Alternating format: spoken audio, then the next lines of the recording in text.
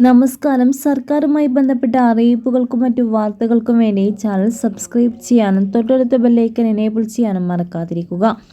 കർഷകർക്ക് സർക്കാരിൽ നിന്ന് വൻ ആശ്വാസം. പുതിയ ഇളവ് പ്രകാരം കർഷകർക്ക് ജാമ്യമില്ലാതെ 2 ലക്ഷം രൂപ വരെ വായ്പ ലഭിക്കും.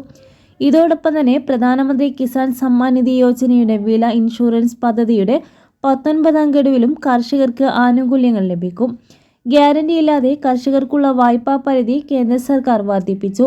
ഇനി കർഷകർക്ക് 2 ലക്ഷം രൂപ വരെ യാതൊരു ജാമ്യവുമില്ലാതെ വായ്പ എടുക്കാം.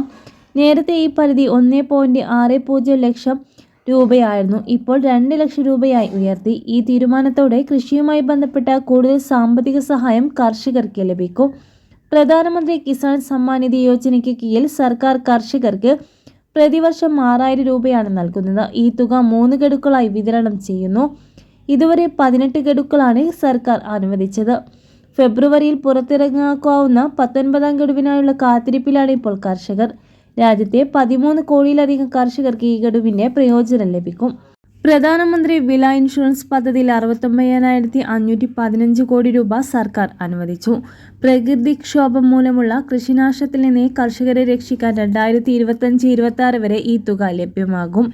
എല്ലാ വർഷവും ഉണ്ടാകുന്ന പ്രകൃതിക്ഷോഭം മൂലമുണ്ടാകുന്ന നഷ്ടം ഒഴിവാക്കാൻ ഇത് കർഷകരെ സഹായിക്കും. കർഷകർക്ക് കുറഞ്ഞ നിരക്കിൽ DAP വളം നൽകാൻ കേന്ദ്ര സർക്കാർ തീരുമാനിച്ചു.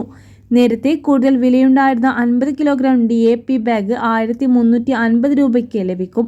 ഈ തീരുമാനത്തോടെ കർഷകർക്ക് കുറഞ്ഞ നിരക്കിൽ കൃഷിക്കാവശ്യമായ വളം ലഭിക്കുന്നതിനാൽ കർഷകരുടെ ചെലവ് കുറയുന്നതാണ്.